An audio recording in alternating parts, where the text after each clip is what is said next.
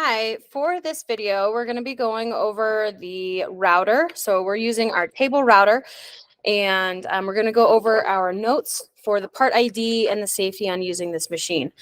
Currently, I have the router up on a higher workbench so that you're able to see it in the video, and I'm able to kind of demonstrate without it being down closer to the floor. So this is not where the router would normally be, but we're going to go on ahead and do our video up here on the table so it's easier to see. All right, so on our notes sheet, starting off up here on the very top slide, when you are done with this safety video, I want you guys to back out of this video, go to your notes that are digitally posted, and right here at the bottom is the video link of somebody else teaching how to use this machine so that you get to see it multiple times from different people teaching how to use the router. Okay, so let's go ahead and dive into our part ID on that second slide. A is pointing to this round circle right here. It's this red circle underneath that guard. That red circle is called a throat plate. So a throat plate. A throat plate is meant to close in the gap around a bit or a blade to help protect your hands or your workpiece from falling inside of that opening. You can change out that throat plate to be a bigger or a smaller opening, depending on the size of the bit that you're using. So if I was to change out the bit that's in there and put in a much smaller bit, I would need a smaller throat plate so it closes in that gap around the bit and my project doesn't fall down inside the table. Okay. B is pointing to this flat surface up here. This flat surface is called our table. Hopefully some of you guys were able to guess that, but this flat surface up here is the table. C is the part down at the bottom of the machine, this part. This is going to be your base. So C is the base of the machine. D is kind of hard to see on your picture. It's like a little white and gray square, but on this machine, it's actually red and yellow. That is your power switch. So when you pull up on this switch, it turns the power on. Right now, our machine's not plugged in, so nothing happened. But when you pulled up on that switch, it turns the power on, push it down, it turns the power off. All right, and then our last part, letter E, is the fence. So this piece right here is our fence. If I loosen the fence back here with this knob and this knob, I can move that fence forwards or backwards to adjust the depth of cut that I want to take on my workpiece. Okay. All right, now we're going to get into the safety and how to use the router. Or different types of routers. So down here are your different types of routers. A is pointing to your stationary router. So this table right here, this machine is a stationary router, meaning that it's not easily transportable. It's meant to stay in one spot. A lot of times it's bolted or clamped to a table. So this is a table or a stationary router. Okay. B is pointing to a handheld router. Every router kind of has the same motor. So on the inside of this machine, our motor is this circle piece under here, that circle piece. And it can actually come out of this table and be put into a handheld carriage to be able to move around. And you would take that handheld router to your workspace. The next router on there, C, is a CNC router. So this machine right here, we kind of use it as project storage, but that machine right there is a CNC router. CNC router stands for computer numerical control.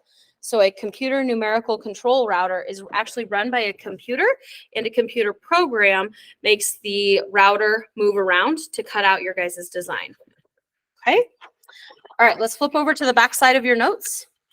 Up there, number 1, it says most of the other tools we have gone over have been used to size your stock or project. The routers are designed to blank your stock or workpiece.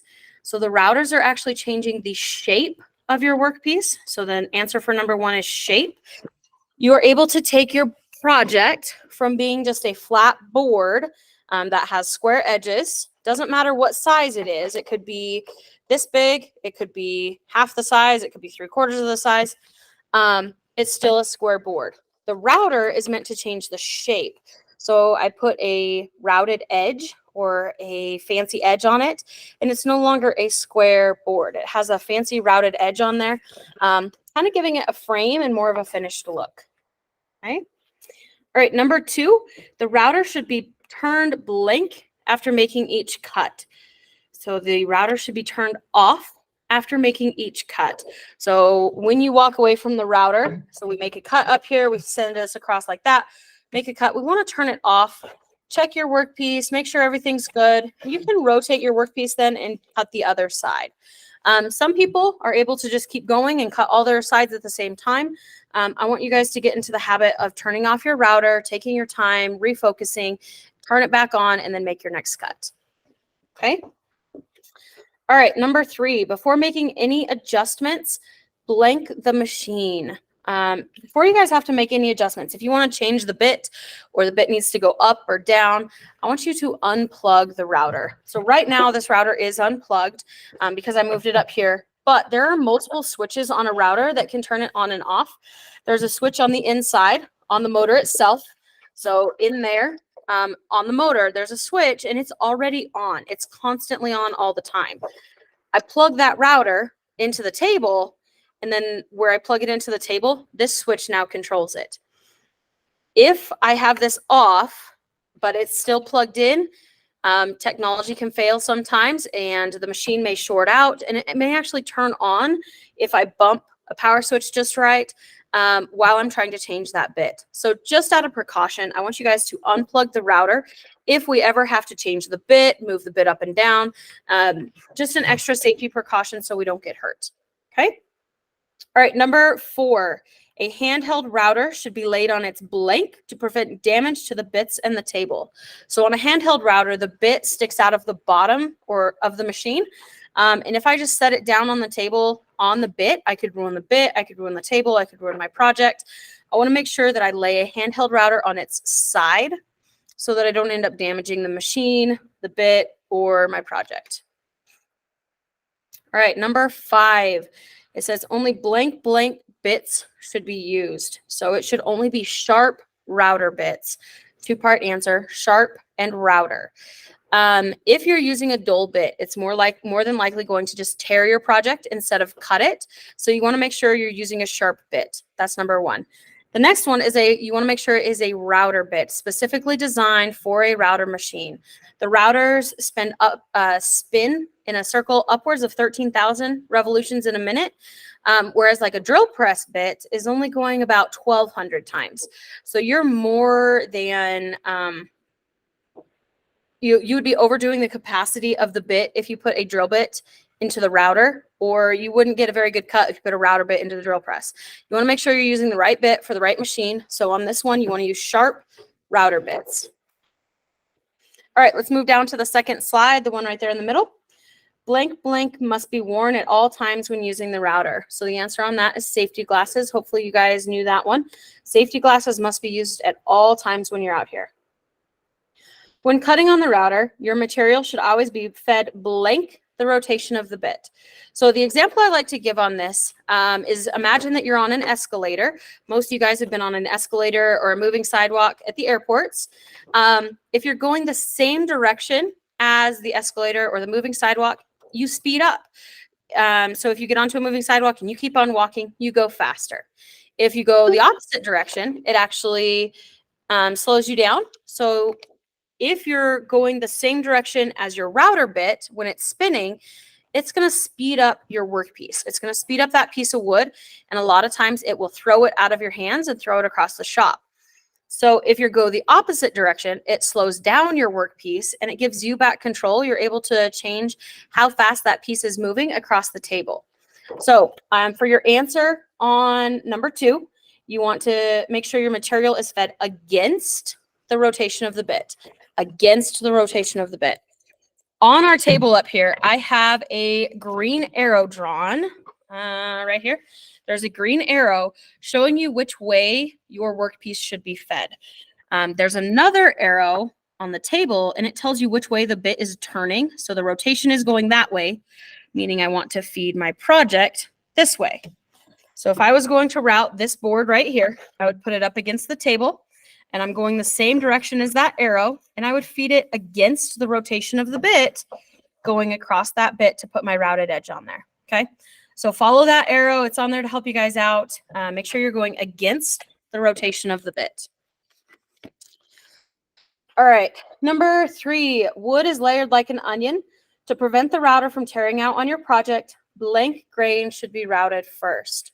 So in the video that is attached on here, it tells you guys the opposite thing. What I am telling you is that I want the end grain to be routed first. So the answer for number 3 is end grain. I want the end grain to be routed first. I'm trying to find a good example of end grain. So the end grain is where you can see the tree rings on a tree or on a board. If I look at this board, it's not a great example. You can kind of see the rings where the tree grew. And if you guys have ever counted those rings to find out how old a tree is, those are the tree rings. Those are annual growth rings. It shows you how much the tree grew every single year. With your wood being layered like an onion, the tree will end up, this is a little bit clearer. Okay, so you can actually see some lines on that one. With your wood being layered like an onion, if I was to send this across the router, it's going to grab that last layer of my wood and splinter it out, and it leaves a big tear down the side of your project. Okay, if you start with your end grain, you route it and it tears out that end, that's okay, because I can turn my project to the other side, route right over top of where it tore out and clean it up, and I still have a nice looking clean project. If I route this side first and then I come over here to the end grain, this side's already routed, so it's still going to tear out, but now it tears out a layer deeper, and I can't go back and clean it up because I already took that layer off from routing it. It should hopefully, if that doesn't make sense, hopefully it makes more sense when you guys actually start routing your project. Otherwise, the answer for number 3 is end grain should be routed first. Okay.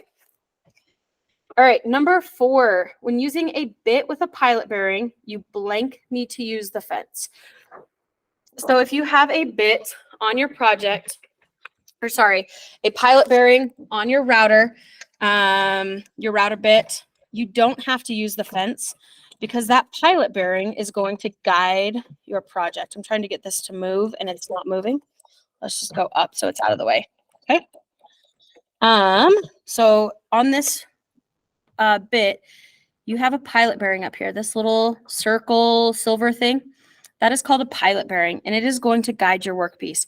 There is no sharp edge on that pilot bearing. So when I put my piece of wood up against that pilot bearing, it's going to stop cutting. It's not going to let it cut any further than that. If I have a bit that does not have a pilot bearing, so it just goes straight up and it has a blade the entire way across, there's nothing to stop my bit from cutting. So when you're using a bit with a pilot bearing, it's going to stop cutting. You don't have to use this fence. Okay. So number 4, the answer is don't. All right, number 5, the pilot bearing helps blank your workpiece. That pilot bearing is going to help guide your workpiece. It helps keep it in line, helps give you a cutting edge or a stopping edge. So that pilot bearing helps guide your workpiece for number 5. All right, last slide. Let's go ahead. Number 1. Freehand cuts should blank be made with a table router.